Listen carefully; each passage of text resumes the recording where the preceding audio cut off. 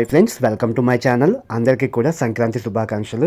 So ఈరోజు సంక్రాంతి కాబట్టి హైదరాబాద్ అంతా చాలా ఖాళీగా ఉందని చాలామంది అనుకుంటారు, కానీ అలా కానే కాదు. హైదరాబాద్లో కూడా జనం ఉన్నారు. ఈ రోజు అయితే ట్రాఫిక్ జామ్ ఉంది.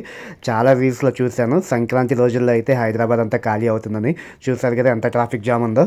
సంక్రాంతికి అయితే మేము ఎలాగో ఆంధ్ర వెళ్ళలేదు కాబట్టి హైదరాబాద్ పరేడ్ గ్రౌండ్స్లో ఇంటర్నేషనల్ కైట్ ఫెస్టివల్ జరుగుతుందని ఈ రోజు అయితే ఇక్కడికి వచ్చేసాము. హైదరాబాద్లో సంక్రాంతి పండగకి మేము ఒక్కళ్ళమే ఊరెళ్ళలేదు అనుకున్నాం, కానీ ఇక్కడికి వచ్చిన తర్వాత తెలిసింది మా అలాగే చాలా మంది కూడా హైదరాబాద్ లో సంక్రాంతి పండుగకి ఊరెళ్ళలేదని.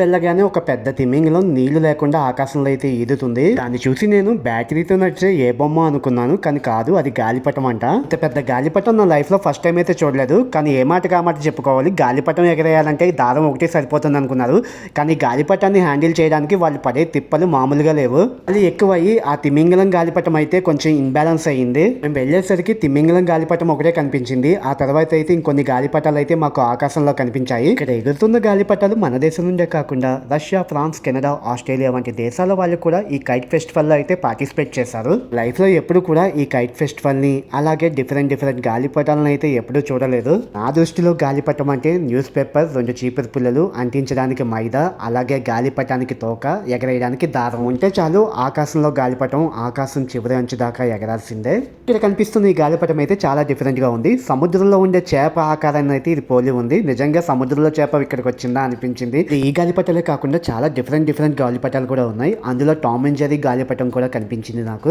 హైదరాబాద్ పరేడ్ గ్రౌండ్స్ లో జనవరి 13 నుండి 18 వరకు అయితే ఈ ఇంటర్నేషనల్ కైట్ ఫెస్టివల్ అయితే జరిగింది. సంక్రాంతి రోజున ఈ కైట్ ఫెస్టివల్ ని చూడడానికి హైదరాబాద్ లో సగం అంతా కూడా ఈ పరేడ్ గ్రౌండ్స్ లోనే ఉంది. ఇక్కడ కనిపిస్తున్న గాలిపటాల్లో ఏ గాలిపటం నచ్చిందో కింద కామెంట్ బాక్స్ లో కామెంట్ చేయండి. నాకైతే అన్ని గాలిపటాలు బాగా నచ్చాయి.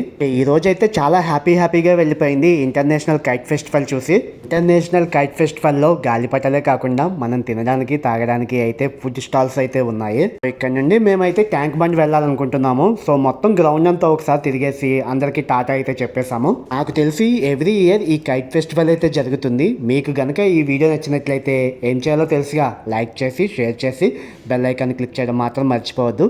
అలాగే నా ఛానల్ని సబ్స్క్రైబ్ అయితే చేసుకోండి.